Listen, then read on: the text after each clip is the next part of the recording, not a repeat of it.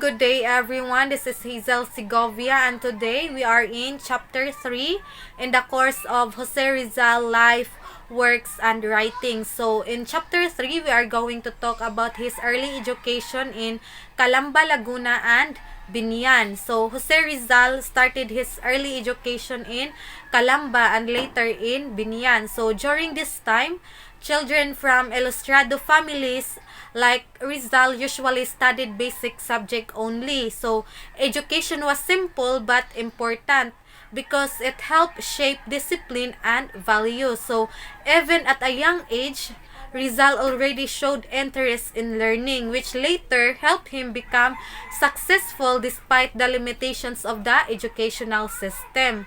Because the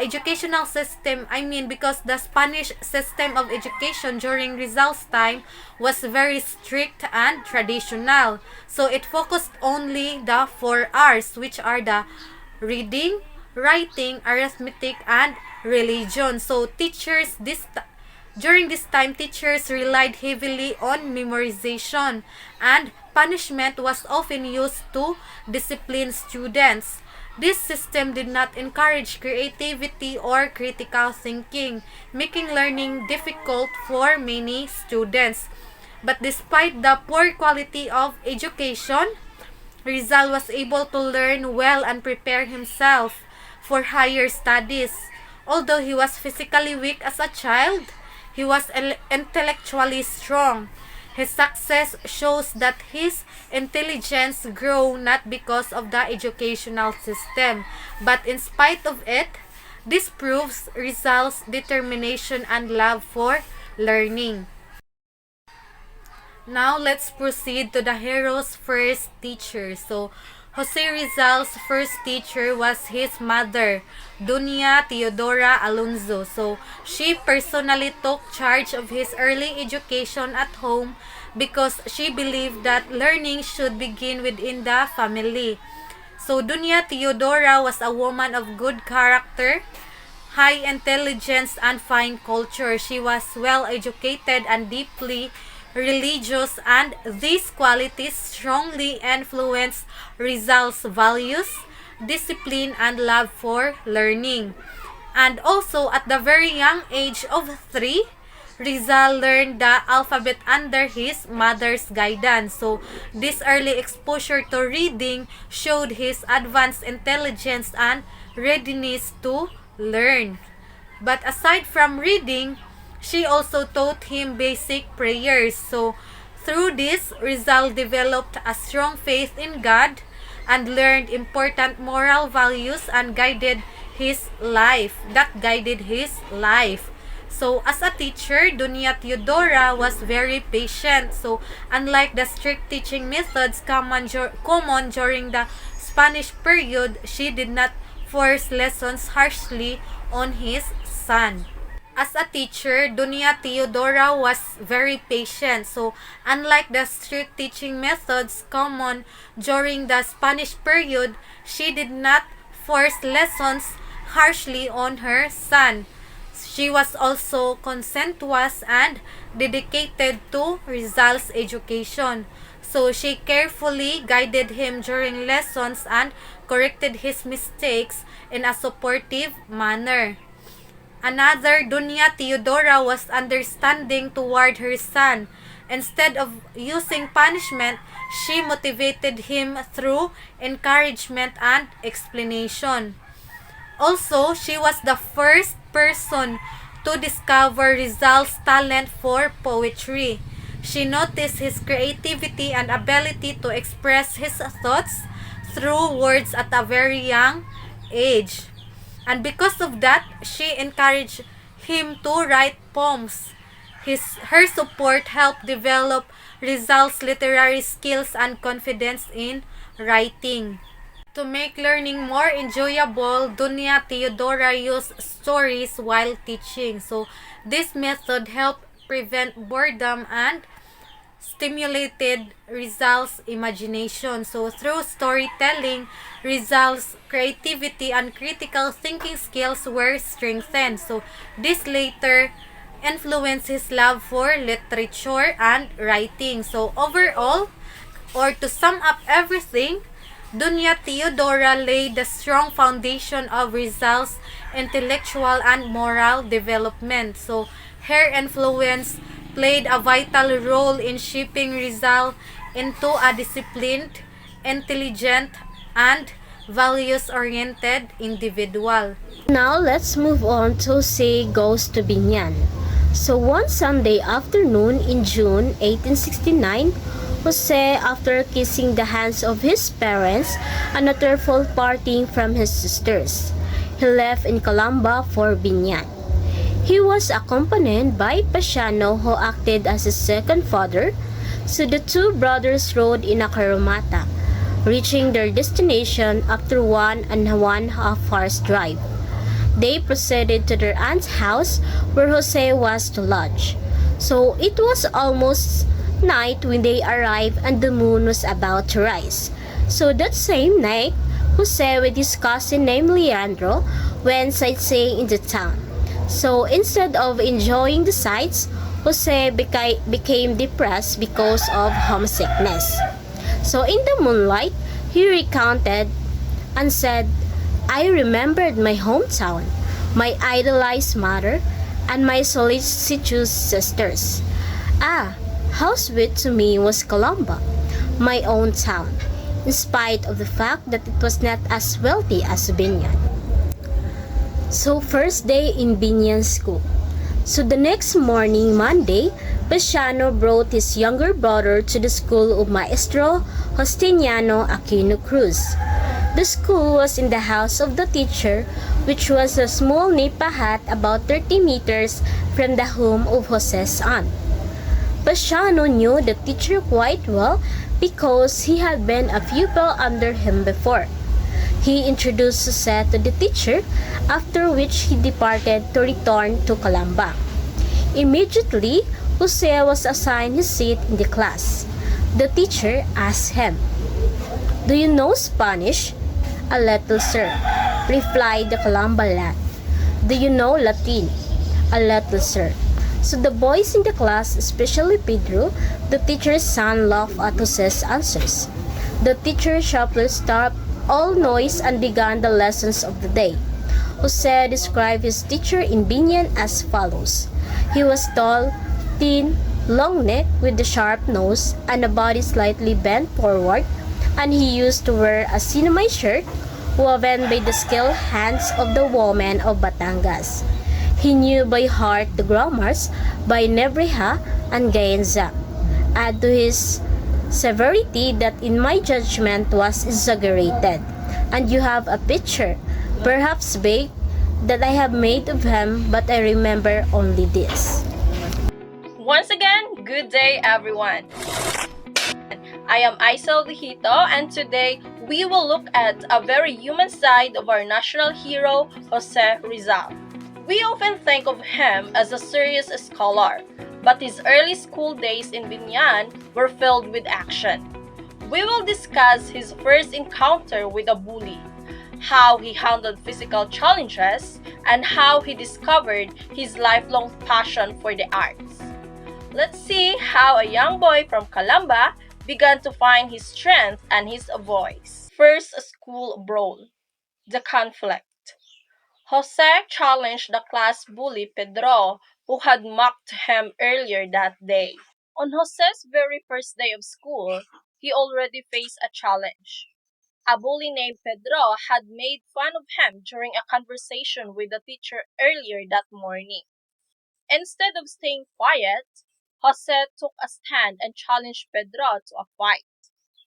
The fight. Despite being smaller and younger, Jose used wrestling skills learned from his uncle Manuel to defeat Pedro. Pedro thought it would be an easy win because Jose was smaller and younger. However, Jose had a secret weapon. He had been trained in wrestling by his athletic uncle Manuel. Using that technique, he actually defeated the bigger boy right there in the classroom. The outcome.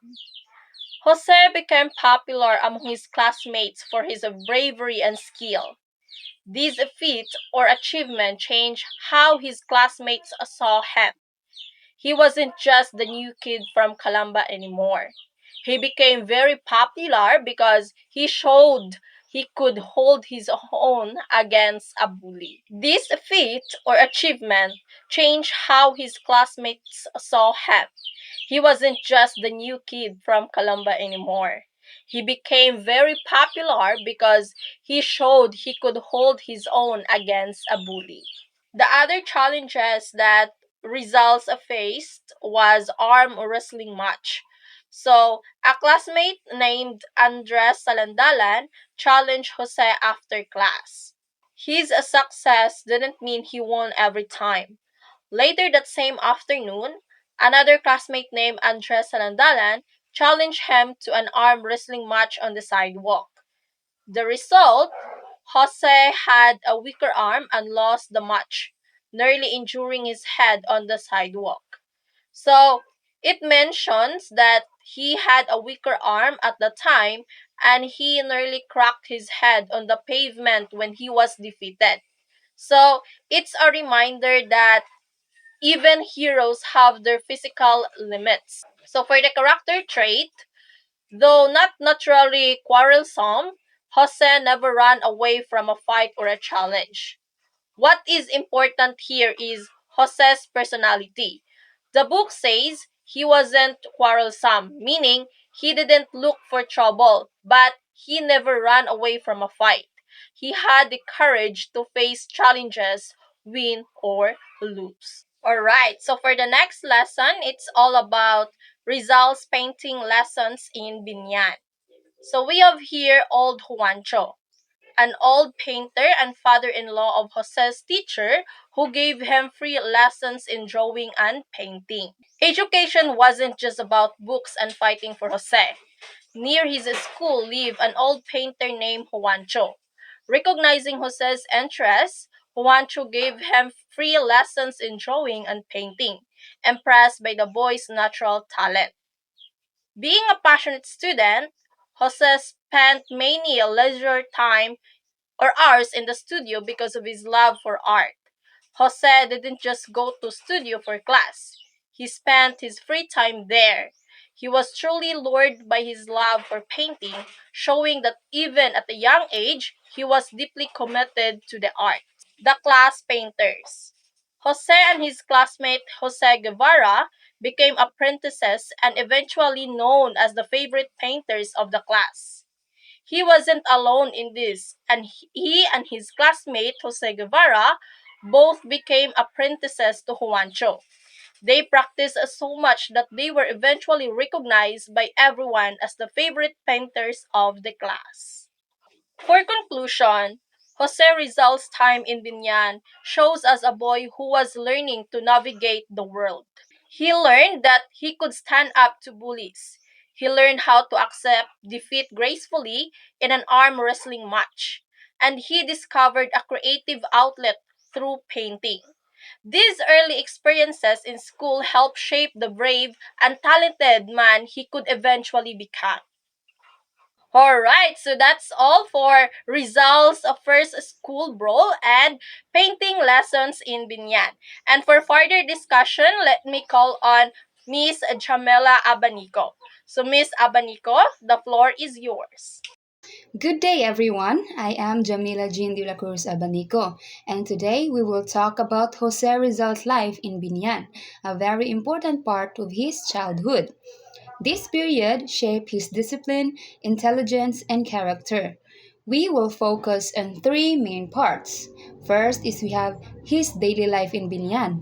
Second, his excellence as a student. And third, the end of his schooling in Binyan. Now, the daily life in Biñan, Jose led a methodical life in Biñan, almost Spartan in simplicity. Such a life contributed much to his future development. It strengthened his body and soul. Now, this statement tells us that Rizal lived a very simple and disciplined life. Spartan means not luxurious. His routine helped him become strong not only physically but also mentally and morally. Speaking of his daily life in Binyan, he recorded in his memoirs. Now let's read this. Here was my life. I heard the 4 o'clock mass, if there was any, or I studied my lesson at that hour and I went to mass afterwards. I returned home and I went to the orchard to look for a mobolo to eat. Then I took breakfast, which consisted generally of a dish of rice and 2 dried small fish. And I went to class from which I came out at 10 o'clock. I went home at once. If there was some special dish, Leandro and I took some of it to the house of his children, which I never did at home, nor would I ever do it. And I returned without saying a word. I ate with them and afterwards I studied. I went to school at 2 and came out at 5. I prayed a short while with some nice cousins and I returned home. I studied my lesson.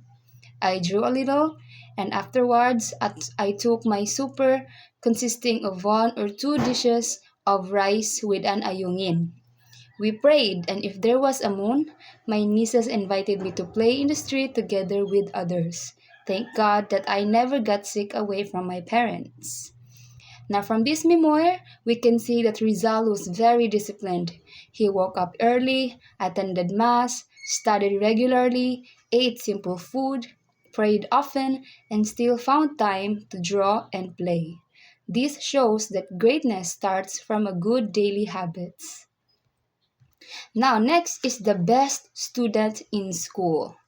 Now, in academic studies, Jose beat all Biñan boys. He surpassed them all in Spanish, Latin, and other subjects. Rizal was not just hardworking, he was also academically gifted. His excellence in languages like Spanish and Latin already showed his intellectual potential at a young age. Some of his older classmates were jealous of his intellectual superiority. They wickedly squealed to the teacher whenever Jose had a fight outside the school, and even told lies to discredit him before the teacher's eyes. Consequently, the teacher had to punish Jose.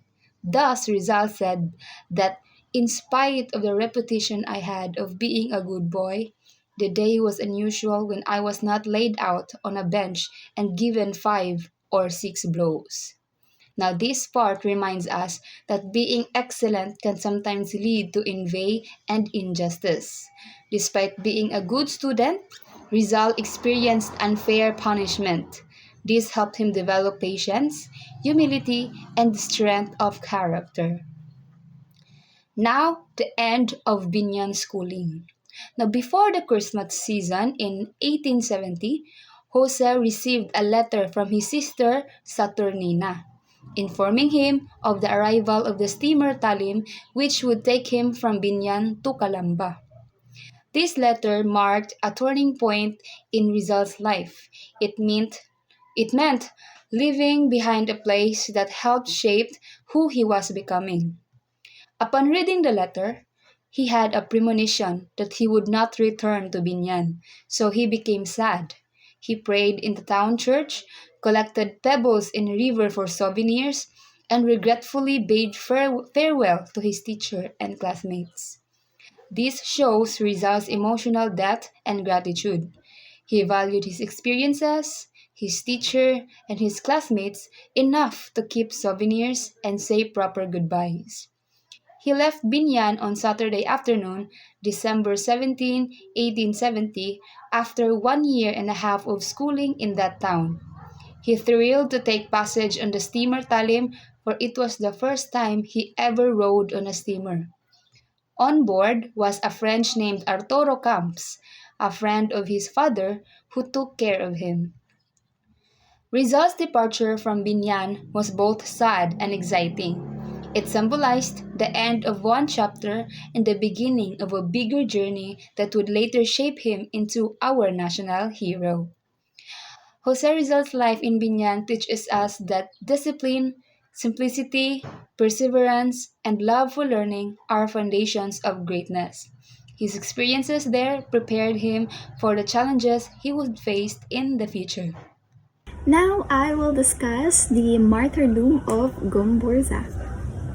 This event started with the Cavite Mutiny on January 20, 1872, when Filipino soldiers and workers protested because their privileges such as exemption from tribute and forced labor were removed by Governor General Rafael D. Izquierdo. Although the mutiny was small and quickly suppressed, the Spanish authorities used it as an excuse to accuse Filipino leaders of planning a revolution. Because of these, three priests, Fathers Mariano Gomez, Jose Burgos, and Jacinto Zamora, was falsely charged with rebellion. Even though there was no strong evidence against them, they were executed by Garrote on February 17, 1872. Their death shocked many Filipinos and awakened a stronger essence of nationalism. It greatly affected the Rizal family, especially Jose Rizal, who was still young at that time. This event inspired him to fight against Spanish injustice through his writings, and later he dedicated his novel El Filibusterismo to Gom-Bur-Za to honor their sacrifice. The martyrdom of Gom-Bur-Za became one of the major events that opened the eyes of Filipinos to the cruelty of Spanish rule and helped spark the movement for freedom. Good day everyone, especially to Sir Baran. So today, we'll talk about the injustice done to our national hero's mother. But before I explain what happened, I have a short question for you. So how would you feel if someone you trusted betrayed you and caused harm to your family? Think about that feeling for a moment. That is exactly what happened to Jose Rizal's mother, Doña Teodora. People she and her family trusted, who had even been welcomed as guests in their home, falsely accused her of a terrible crime. What followed was not only shocking but deeply unfair, and it left a lasting mark on the Rizal family. So here's the story. Before June of 1872, tragedy struck the Rizal family. Doña Teodora was suddenly arrested on a false charge, accused of trying to poison her brother's wife. Then Jose Alberto, her brother, had just returned from a business trip in Europe. During his absence, his wife had abandoned their home and children.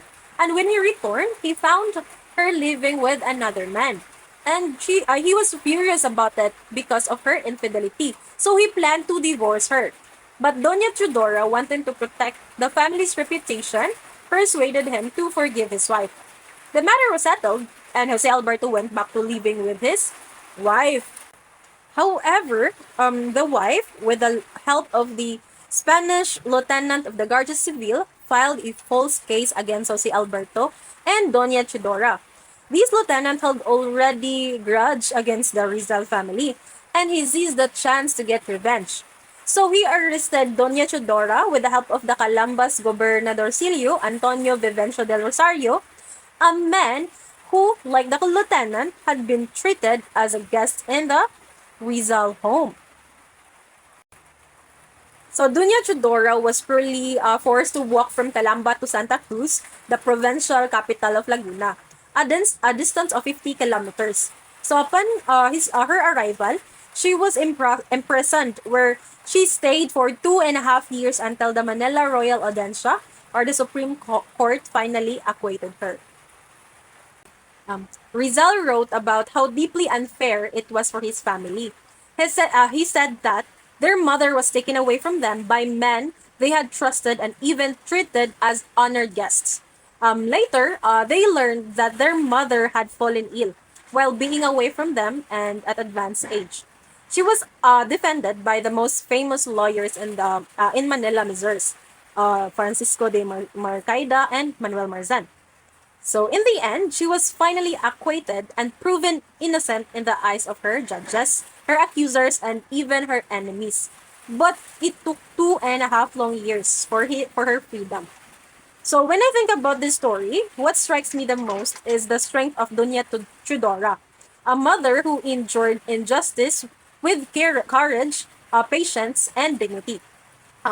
It also makes me reflect on how trusts and loyalty can be betrayed, even by those we consider friends. But above all, it reminds me that resilience and integrity matter more than power or cruelty. So even in the darkest moments, Doña Teodora never gave up, and through her strength, she taught her children lessons that would shape one of the greatest heroes of our nation. So that ends my report, and I hope that you learned something. So thank you for listening.